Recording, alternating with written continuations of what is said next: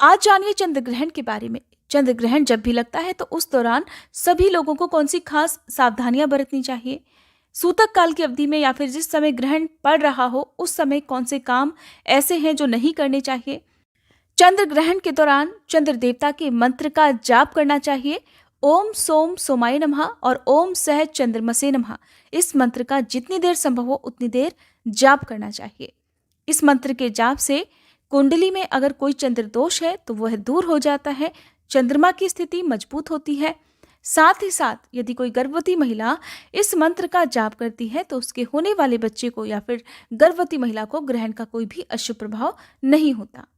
ग्रहण के समय खास तौर पर जो भी पालतू पशु हैं या आवारा घूमने वाले पशु हैं, उन्हें हरा चारा, पक्षियों को दाना पानी और जरूरतमंदों को वस्त्र का और अन्न का दान करने से कई गुना पुण्य की प्राप्ति होती है। ग्रहण के दौरान किया गया दान कभी भी व्यर्थ नहीं जाता।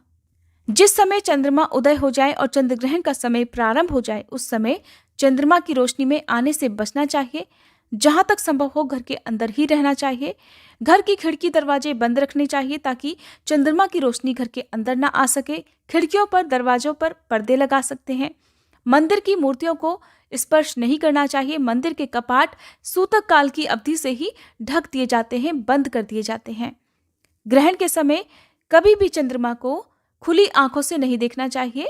आप ग्रहण देखने के लिए किसी भी चश्मे का लेंस का प्रयोग कर सकते हैं। ग्रहण से पहले का बनाया हुआ भोजन ग्रहण के बाद सेवन नहीं करना चाहिए। जहां तक हो सके सुबह के समय कम ही भोजन बनाएं जो कि सुबह ही समाप्त हो जाए। अगर भोजन बच जाए तो उसका त्याग करना चाहिए, उसे जानवरों को दे देना चाहिए। ग्रहण से पहले रखा हुआ दूध, दही, उबला हुआ दूध या जो भी कच्चा अनाज घर में है उसका सेवन ग्रहण के बाद भी कर सकते हैं, लेकिन ग्रहण काल प्रारंभ होने से पहले इन सभी में कुशा डालना जरूरी है। कुशा एक पवित्र घास होती है जो कि अपने अंदर हर प्रकार की नकारात्मक ऊर्जा को सोख लेती है और ऐसी वस्तुओं पर ग्रहण का कोई भी दूषित प्रभाव नहीं पड़ता है। कुशा यदि ना हो तो आप खाने पीने की वस्तुओं में तुलसी के पत्ते या फिर तिल डाल सकते हैं, लेकिन ध्यान रखें कि तुलसी के पत्ते या फिर तिल दूध में या दही में आपको नहीं डालने हैं। इनके ऊपर आपको पवित्र कुशा ही रखनी चाहिए। ग्रहण का कोई भी दुष्प्रभाव खाने पीने की वस्तुओं पर ना पड़े, इसलिए मुख्य रूप से कुशा का प्रयोग किया जाता है, जिससे कि खाने पीने के जो भी पदार्थ हैं वो अपवित्र और दूषित होने से बच जाते हैं। सूतक और ग्रहण के दौरान शरीर पर तेल की मालिश करने या उबटन लगाने से कुष्ठ रोग होने की संभावना बढ़ जाती है, तो ग्रहण के समय तेल मालिश या उबटन ना लगाएं। ग्रहण के दौरान छोटे से छोटे जीव की हत्या करने पर भी बड़ा भारी पाप लगता है और घोर नरक की यातना भुगतनी होती है। ग्रहण के दौरान पत्ते, तिनके, लकड़ी या फिर फूल कली आदि नहीं तोड़नी चाहिए। दातुन नहीं करनी चाहिए। ग्रहण के समय जमीन नहीं खोदनी चाहिए। कभी भी ग्रहण पड़ रहा हो, सूतक लगा हुआ हो या भूकंप आदि आ रहा हो उस समय पृथ्वी को खोदना नहीं चाहिए। कोई भी पौधा नहीं लगाना चाहिए, ना ही उखाड़ना चाहिए। ग्रहण के दौरान अपने मन को शांत रखना चाहिए। किसी प्रकार की कोई चिंता नहीं करनी चाहिए। अगर आपके मन में बहुत चिंता आ जाती है तो उससे बुद्धि का नाश हो जाता है। ग्रहण के दौरान जोर जोर से हंसना, बोलना, हंसी मजाक करना, नाच गाना, ठिठोली आदि नहीं करना चाहिए। कोई भी शुभ कार्य नहीं करने चाहिए, क्योंकि ग्रहण काल उस देवता के लिए संकट का काल होता है। उस समय वह ग्रह पीड़ा में होते हैं।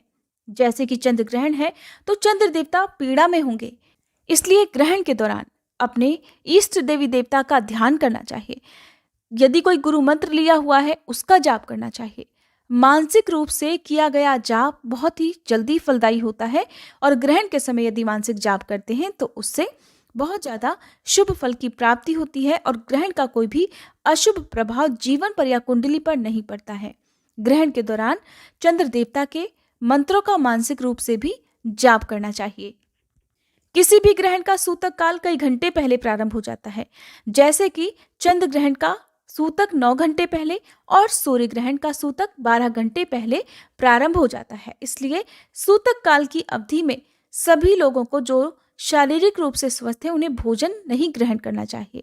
कोई भी गर्भवती महिला, बूढ़े, बालक या रोगी ग्रहण प्रारंभ होने से 4.5 घंटे पहले तक कुछ भी खा पी सकते हैं।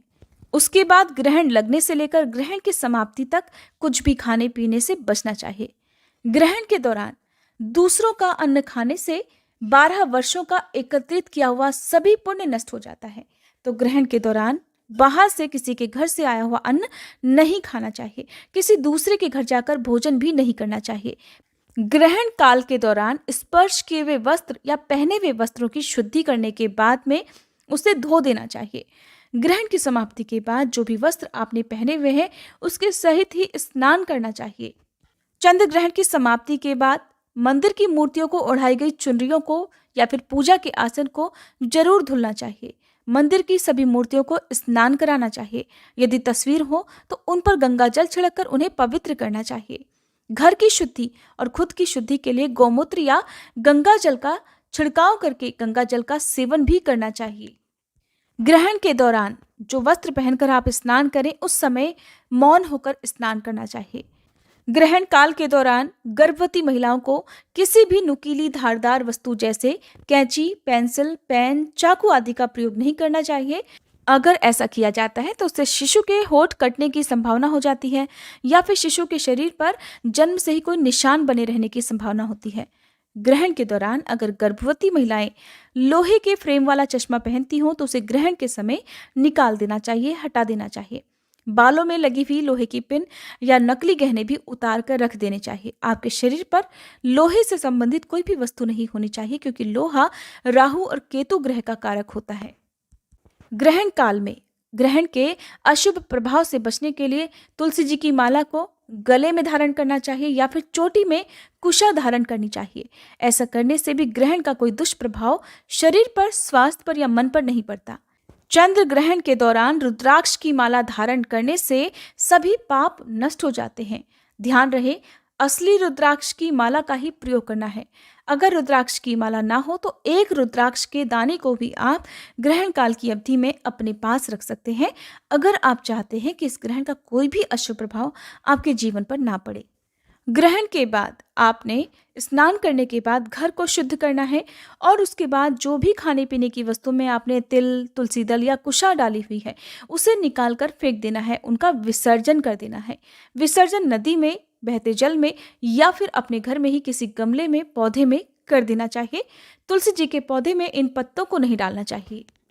अब जानिए चंद्र ग्रहण के समय और सूतक काल के बारे में। तो हमारे देश में ये ग्रहण प्रारंभ होगा शाम 5:32 से और शाम 6:18 पर चंद्र ग्रहण समाप्त हो जाएगा।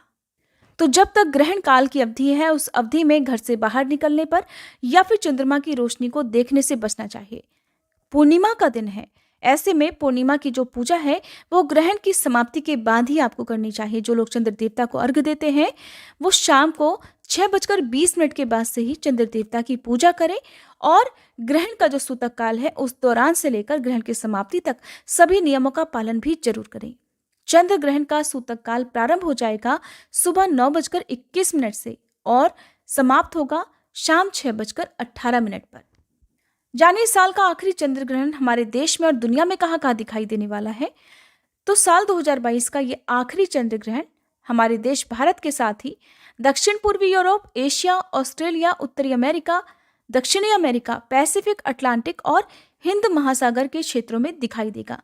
हमारे देश में ये ग्रहण पूर्ण रूप से केवल पूर्वी भागों में दिखाई देगा, जिसमें से कोलकाता, सिलीगुड़ी, पटना, रांची, गुवाहाटी और बाकी हिस्सों में आंशिक रूप से ग्रहण दिखाई देगा, लेकिन इसका सूतक हमारे देश में पूरी तरह से मान्य होगा।